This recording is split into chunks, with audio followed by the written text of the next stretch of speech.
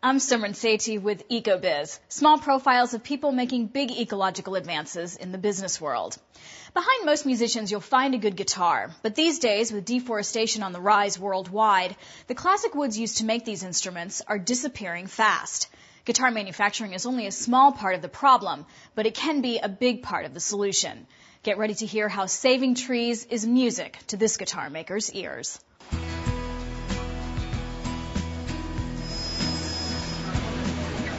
I do lay in bed at night saying, is this business going to be around for future generations? Because we use wood. That's what we've always used. Chris Martin is the CEO of the oldest guitar manufacturing company in the world, handcrafting instruments for top musicians like Johnny Cash, Eric Clapton, Sting, and John Mayer. I'm the sixth generation, and the business was founded by my great-great-great-grandfather 174 years ago.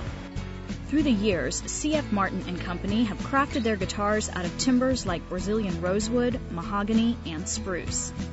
This is the wood everybody wants. These are the woods that are getting harder and harder to find.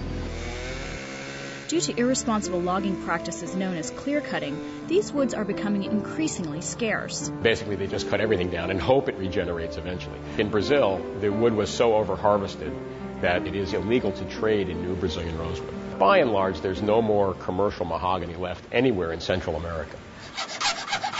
Martin realized that this was a tremendous problem for the future of his guitar company.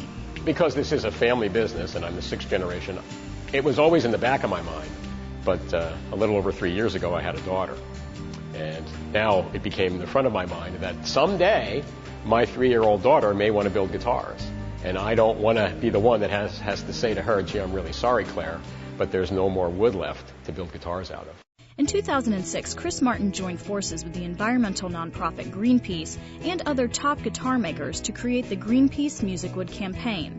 Their goal is to promote environmentally responsible management of the world's forests. And what exactly are these sustainable forestry practices? They'll selectively harvest the trees that are due to be harvested, that they've matured out, they're at the end of their life cycle, and when they take them out, they'll make sure that they are replaced with a seedling that is then allowed to regenerate in that area that the large older tree was taken out of.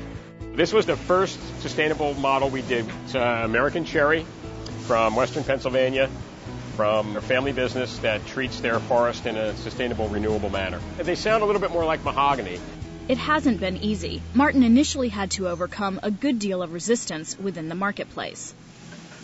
We found it difficult to get our dealers to embrace this because they're used to selling tradition. The tradition sells, and we actually had to put in our dealer agreement that they will buy at least one of these sustainable, renewable guitars, or they could lose their Martin guitar franchise. But as popular musicians like Sting are setting an example, more and more musicians are getting on board.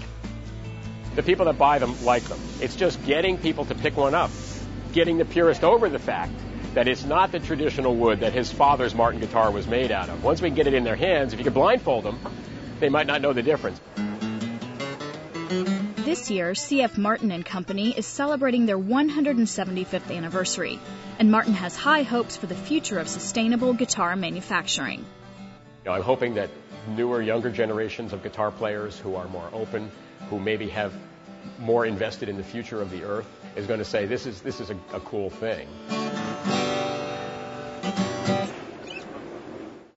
I'm Simran Sethi with EcoBiz. For more information, visit our website at sundancechannel.com/ecobiz.